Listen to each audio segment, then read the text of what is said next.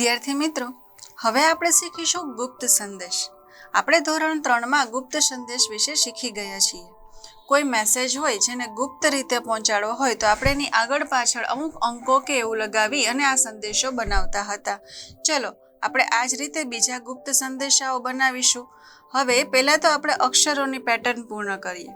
અહીં આપણે અક્ષરો જે છે ABCDના અક્ષરોને એના ક્રમ મુજબ એના અંકો લઈ શકીએ એ માટે આ પેટર્ન શીખીશું.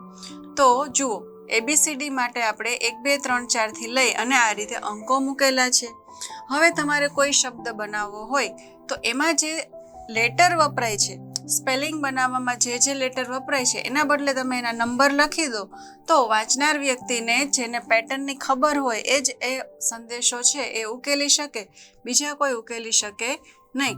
તો આવી રીતે A થી લઈ અને Z સુધી આપણે 1 થી 26 નંબર આપેલા છે. વિદ્યાર્થી મિત્રો, આ જે સ્ક્રીન પર તમને સ્લાઇડ દેખાઈ રહી છે એના પરથી તમે તમારું જે નામ છે એનો આવો નંબરવાળો સંદેશો બનાવીને જુઓ કેવી મજા પડે છે. આ ઉપરાંત આપણે ગુપ્ત સંદેશામાં આગળ પાછળ કોઈ ABCDનો લેટર એડ કરીને અથવા તો જે સ્પેલિંગ છે એ સ્પેલિંગની આગળ કે પાછળ અમુક અંકો ઉમેરીને અથવા તો સ્પેલિંગમાં જે લેટર વપરાય છે એ લેટરનો આગળનો અથવા પાછળનો લેટર લખવાનો.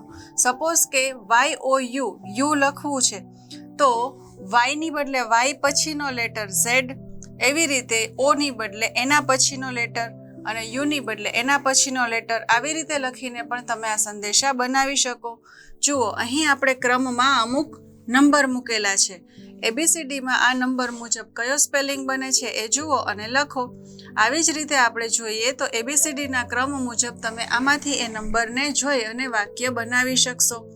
જુઓ, ફરીવાર આપણે જોઈએ તો અહીં 11 4 19 20 18 30 13 અને 24 છે.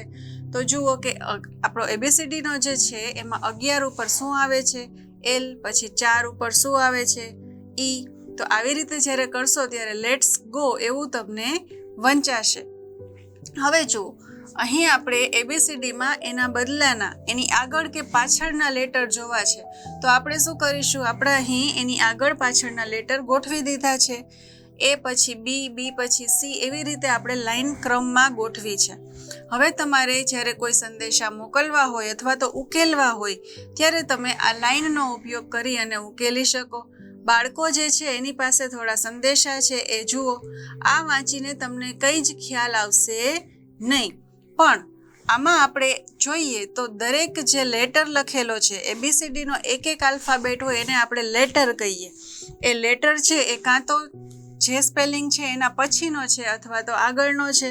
તો જુઓ, તમે આના પછીનો તમે જ્યારે જોશો અથવા તો એની પહેલાંનો જોશો એટલે તમને ચોક્કસપણે એક એક સ્પેલિંગ મળી જશે.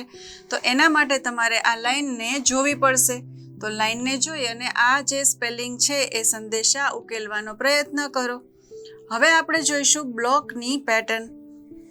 બ્લોકનો ઉપયોગ કરી અને પેટર્ન કઈ રીતે બનાવી શકાય એ જોઈશું. તો હવે જુઓ, આપણે એક એવી ડિઝાઇન તૈયાર કરશું જેનો બ્લોક બનાવીએ. બ્લોક એટલે કે કોઈ એક ચોક્કસ ડિઝાઇન બનાવી જેને આપણે છાપી શકીએ. યામિનીએ તેની પાસેના બ્લોકનો ઉપયોગ કરી અને પેટર્ન બનાવી અને આ પેટર્ન આગળ વધારવામાં હવે આપણે એની મદદ કરવાની છે.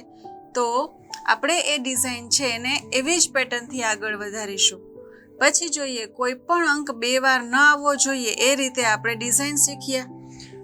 આપેલી જે અંકોની પેટર્ન છે એને ABCD મુજબ ગોઠવવાનું અને આપણે એ પેટર્નને શીખ્યા કે કોઈ લીટીમાં કોઈ પણ મૂળાક્ષર 2 વાર ન લખાય. તો સુડોકુ જેવી આ જે પેટર્ન છે એને પણ આપણે લખતા શીખ્યા છીએ. તો આ રીતે તમે પણ આ જે પેટર્ન છે એને બનાવવાની કોશિશ કરો. આપણે જે શીખ્યા છે એ મુજબ જ તમારે અંકોની પેટર્નને લેવાની છે.